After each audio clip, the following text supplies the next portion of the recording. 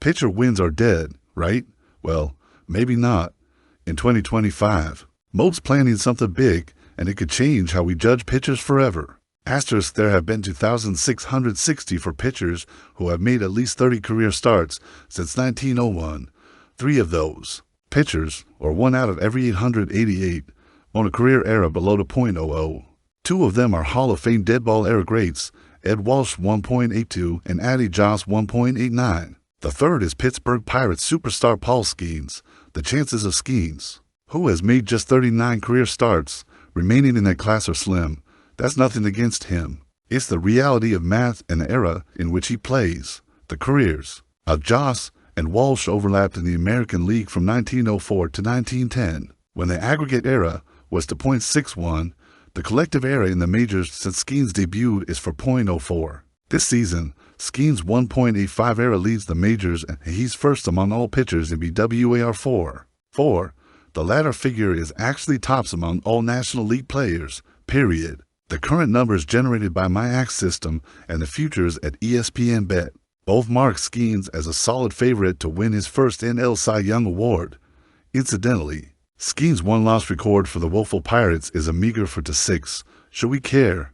Yes, we should care about pitcher wins one-loss records for pitchers are no longer part of the evaluative conversation. So if your response to the previous question was no, then congratulations for paying attention. If your response was anything else, then it's almost certainly because you're in a fantasy league that still uses pitcher wins, not because you think Skeens' record actually tells us anything about his true value. But what if I could tell you this and prove it? Skeens' real one-loss record is 11-5.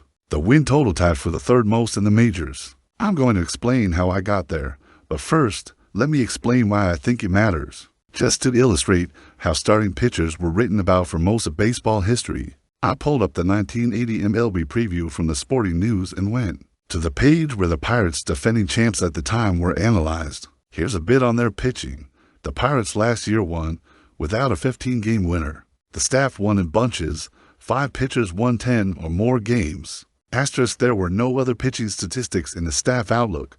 No eras, no strikeout rates, nothing about walks. This was it. This is just how pitchers were discussed back then. It's good that we understand how to assess pitchers now at a deeper level, and even back in 1980, people like Bill James were already doing it. But pitching wins still meant something as one of the baseball statistics James might allude to as having achieved the power of language.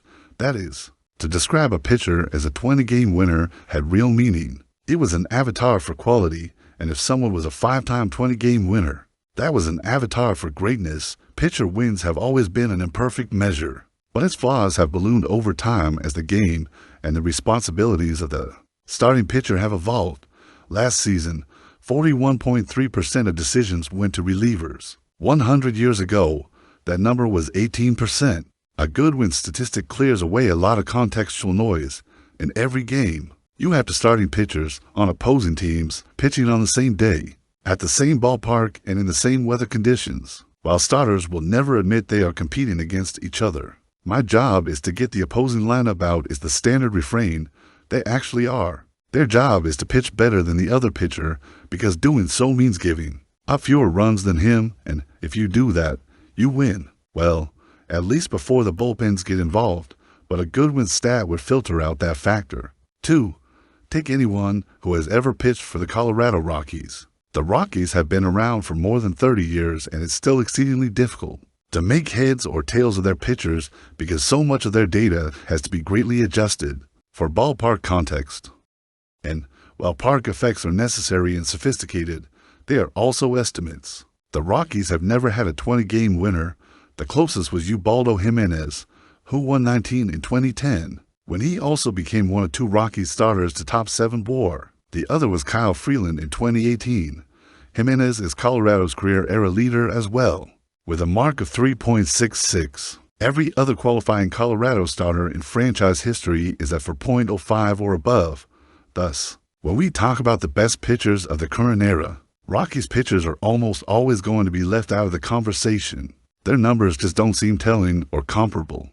This is where a better win statistic would be so useful, because whatever the precise effects Coors Field might have on a game's statistics on any given day, A good win stat would be comparing the starters on that field in almost exactly equal conditions. If we do it that way, maybe the Rockies do get some 20-game winners on their ledger. Is such a win stat possible? A better way to win for me. The pitcher win should strictly be the domain of a starting pitcher.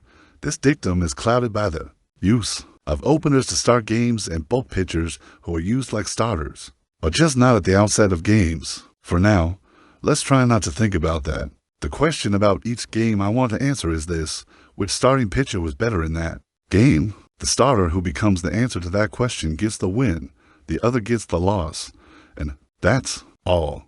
It's as simple as that. Every starter in every game gets a win or a loss, and no decisions don't exist. Well, the no decisions would still exist, because I'm not proposing that we erase traditional one-loss records from the books. There's too much history attached. Early Win is remembered in part for clinging to his career in pursuit of 300 wins, and he finished with that number exactly. Cy Young is remembered for his unbreakable career record of 511 wins. Likewise, Jack Kesbro's claim to immortality is that he owns the modern single-season record of 41 wins. We don't want to erase those things. We want to add to our understanding of starting pitchers. Something I proposed on a number of occasions is to use James' game score method to assign wins and losses. In fact, I've tracked game score records for several years, and for this piece, I expanded my database back to 1901 to see how the historical record might look. There are other game score methods, but I like James' version for its simplicity, though the modified version created by Tom Tango for MLB.com has the same virtue with either. You can look at a pitching line and easily calculate the game score in your head. Once you've got the formula down, if you can't do that calculation, study more math. I also would try to account for short, opener-style outings. I use James' version, but dole out a heavy penalty for going fewer than 4 innings to avoid ties when the starters end up with the same game score. You can give the W to the starter on the winning team. Awarding pitcher wins like this isn't perfect. The conditions for the starters aren't truly equal because the quality of the lineups they face won't be the same. When Skeens beat Yoshinobu Yamamoto earlier this season, for example, his task against the Los Angeles Dodgers lineup was a bit more difficult than Yamamoto's figured to be against Skeens' teammates. Likewise, the quality of the defenses behind opposing starters won't be the same in any given contest. Despite those disparities, the mandate for both starters is identical: outpitch the other guy. And you know what? The game score method of assigning wins and losses to assess the success of that assignment works pretty well. How game score wins would change the story. Let's call a game score win a GSW and a game score loss a GSL. Do you know who owns the single season record in GSW? It's Kesbro. Still, in fact, his 19-0 for feet looks just as impressive by this method. Here are the top 5 seasons by GSW. Jack Kesbro, 40-11 19-0 for Christy Mathewson, 35-9 1908 Iron Joe McGinnity, 30-10 19-0 for Mathewson, 30-12 1904 Ed Walsh, 30-15 1908. Still all dead ball guys, sure, but that's just the top of the leaderboard. There have been 21 30-win seasons by the traditional wins method since 1901, but only 3 during the last 100 years. Lefty Grove 31 in 1930, Dizzy Dean 30 in 1934, and Denny McLain 31 in 1968 by the game score method. The list of 30-game winners grows to 36, and it's not so dusty. 12 of them land in the expansion era since 1960, and we even get to 30-win seasons during the wild card era since 1994. Here are the most recent instances: 33 GSWS, Sandy Koufax twice, 1965 and 1966, and Mickey Log 197132, Steve Carlton 1972. For a last place team, Denny McLain 196831, Koufax 196330, Whitey Ford 1961, Juan Miracle 1968, Jim Palmer 1975, Ron Guidry 1978, Randy Johnson twice, 2001 and 2002. The Big Unit. Johnson won the last 2 for consecutive NL Cy Young Awards in 2001 and 2002, during which his combined traditional record was 45-11. His combined game score record is 60-9. When you go down the list to 29 wins, the roster is just as interesting and more recent. Here are the last 5 instances Dwight Gooden 1985, Mike Scott and Roger Clemens 1986. Kurt Schilling 2001, Jarrett Cole 2019 asterisk. I mean, are we having fun now, or what? Imagine those seasons and the coverage that would go with their pursuit of 30 wins. Schilling would be trying to match Johnson to give the Arizona Diamondbacks a pair of 30-game winners, and Cole, only a few years ago, would have been racing for 30 wins in his last season for the powerhouse Houston Astros in advance of free agency. Wouldn't you have liked to have had this headline at ESPN to react to that winner asterisk? Yankees signed 29-game winner Cole to $324 million deal. None of this is a product of a fantastical. What a scenario. This is all based on what these pitchers actually did, just framed and measured a little differently, and I think it adds to their accomplishment, or lack thereof in the case of Homer Bailey's 0-20 season in 2018, and improves the conversation about pitching, which now is bogged down by statistical complexities that many or even most fans rolled their eyes at. Asterisk advanced measures would still matter a great deal, of course, but barroom conversations about pitching would be much improved. I imagine somehow sitting down for one more baseball chat with my late grandfather, who was one of the people who taught me about the sport. If I told him something like, Jarrett Cole had 7.8 WAR last year and a 28% strikeout rate, it wouldn't mean anything to him.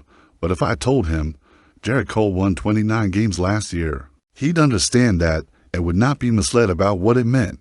Thinking about pitcher wins in this way brings the past back into conversation with the present. For all of the differences between what was expected of Christy Mathewson in 1904 and Tarek Skubal in 2025, the core mission outlined by this framework is identical: to outpitch your opponent. When you take the mound. Asterisk this becomes evident when you look at the list of those who have reached 300 career game score wins since 1901, a roster of greats that covers every period of the modern era. Asterisk there's a reason we chose Skeens as our jumping off point. As mentioned, Skeens for the 6th mark over his first 16 starts tells you nothing about a pitcher with a 1.85 ERA. His game score record 115 is a lot more on the mark.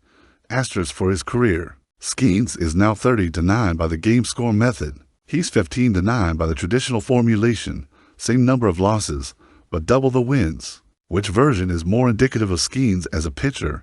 It's cherry-picking the home and on Skeens. But his game score log translates to this: Skeens has pitched better than his starting opponent 76.9% of the time as a big leaguer, despite the treachery of the punchless offense behind him.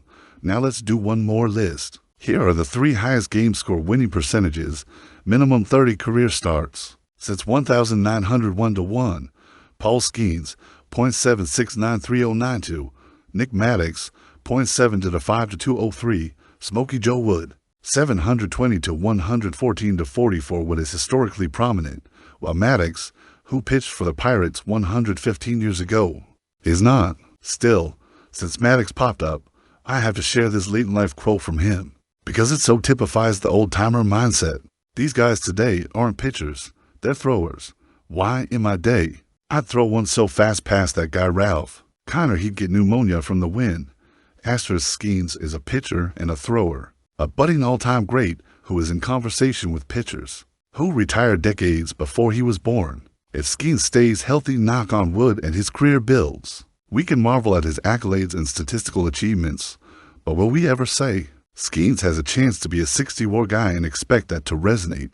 Maybe someday, but wouldn't it be more fun to track how many 20-win, or even 30-win, seasons he can rack up? Wouldn't it be more fun to count down his progress to 300 wins, which he is never going to sniff by traditional wins unless the game itself changes dramatically? Wouldn't it be more fun to align pitching's present with pitching's past?